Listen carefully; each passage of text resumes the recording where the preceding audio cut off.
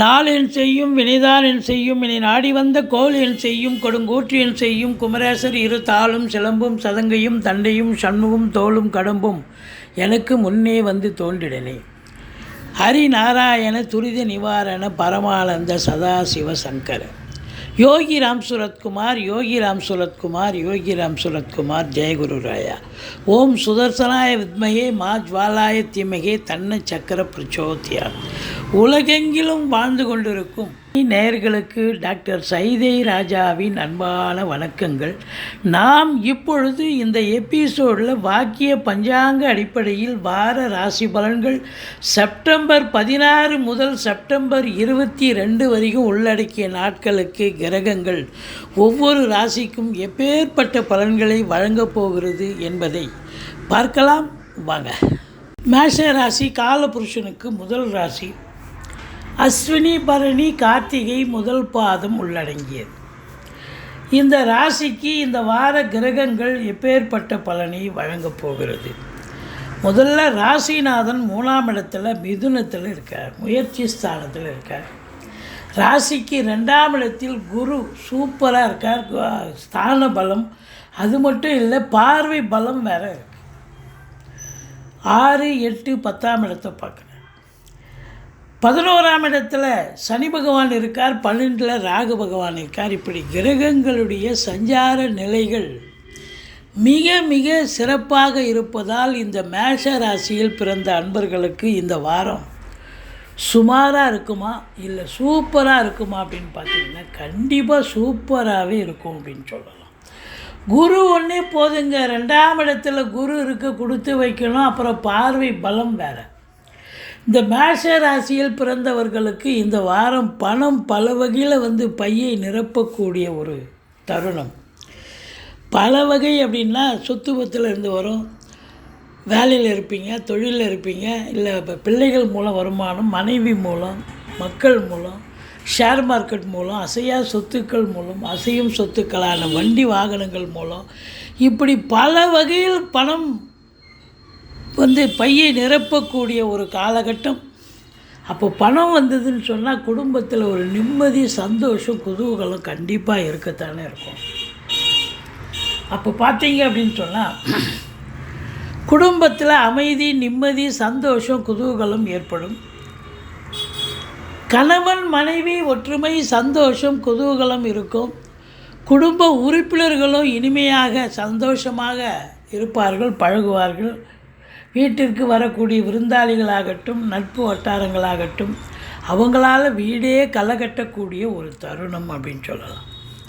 அது மட்டும் இல்லை, உங்கள் சொல்லுக்கு செல்வாக்கு ஏற்படும். உங்கள் சொல்லுக்கும் செயலுக்கும் மிகுந்த மரியாதை கிடைக்கும் அப்படின்னு சொல்லலாம். வாக்கினை தொழிலாக கொண்டு செயல்படக்கூடிய இந்த மேஷ ராசியில் பிறந்தவர்களுக்கு ஒரு பொற்காலம் என்று சொன்னால் மிகையாக அற்புதமாக இருக்குங்க. நீங்கள் சென்றமிடமெல்லாம் சிறப்பு என்று சொல்லக்கூடிய அளவுக்கு உங்களுக்கு பேர் புகழ் பெருகக்கூடிய ஒரு நிலை, கௌரவம், புகழ், அந்தஸ்து உயரக்கூடிய ஒரு நிலை அப்படின்னு சொல்லலாம். ஆரம்ப கல்வி பயிலும் மாணவ செல்வங்கள் ரொம்ப நல்லா படிப்பாங்க. ராசிநாதன் 3ஆம் இடத்துல இருந்து முயற்சி ஸ்தானத்தில் இருந்து அவர் 8ஆம் பார்வையாக 10ஆம் வீட்டை பார்க்கிறார், 7ஆம் பார்வையாக பாக்கியஸ்தானத்தை பார்க்குறார். அற்புதங்க. அப்போ தொழிலில் உங்களுடைய முழு திறமையை, முழு வீச்சினை பயன்படுத்தி தொழிலாகட்டும், உத்தியோகமாகட்டும், உங்களுடைய திறமையை பயன்படுத்துவீர்கள். அதில் வெற்றி வாய்ப்பை பெறுவீர்கள் அப்படின்னு சொல்லலாம். மொத்தத்தில் பார்க்கும் பொழுது இளைய சகோதர சகோதரிகள் இருந்தால் அவங்களால உங்களுக்கு சில பிரச்சனைகள் வரும். மற்றபடி 5ஆம் இடத்து அதிபதி சூரியன் ஒரு நாள் தான் இருக்கார், மீதி 6 நாள் கன்னிக்கு போயிடுறார். இருந்த போதிலும் சனி பார்வை 5ஆம் இடத்தை பார்க்குறதால பிள்ளைகளுக்கு இடர்பாடுகள், துன்பங்கள், அவங்க படிக்கிற இடத்துல இருந்து பிள்ளைகள் மூலமாகவோ இல்லை இன்ஸ்டியூஷன் மூலமாகவோ ஏதாவது ஒன்று வரும். அல்லது பிறந்த ஊரில், அதாவது பூர்வீகத்தில் சொத்து பத்தில் ஏதாவது பிரச்சனைகள் வரலாம். மற்றபடி எச்சரிக்கையாக இருங்கள். சூரியனை சனி பார்ப்பது தந்தைக்கும் பிள்ளைக்கும் ஆகாது. அரசாங்கத்தில் உயர் பதவியில் இருப்பவர்கள் விழிப்புணர்ச்சியோடு பணியாற்ற வேண்டும். மற்றபடி அரசியல்வாதிகள் மேலிடத்தில் செல்வாக்கை தக்க வைத்து கொள்வதற்கு போராட வேண்டும் அப்படின்னு சொல்லணும். மற்றபடி 5ஆம் இடத்து அதிபதி 6க்கு போனாலும் குரு பார்வையில் இருக்கார், சுக்கிரனும் இருக்கார், கேதுவும் இருக்கார், குரு பார்வையில் இருக்கார். இப்போது பிள்ளைகளால் வரும் படித்த பிள்ளைங்க படித்து முடிச்சுட்டு வேலைக்காக முயற்சி பண்ணுவாங்க இல்லையா, அவங்களுக்கு வேலை வாய்ப்புகள் கிடைக்கும், அவங்க மூலியமும் வருமானம் வரும் அப்படின்னு சொல்லலாம். கலைத்துறையில் பணியாற்றக்கூடிய அன்பர்களுக்கு ஒரு பொக்கிஷமான ஒரு வாரம்.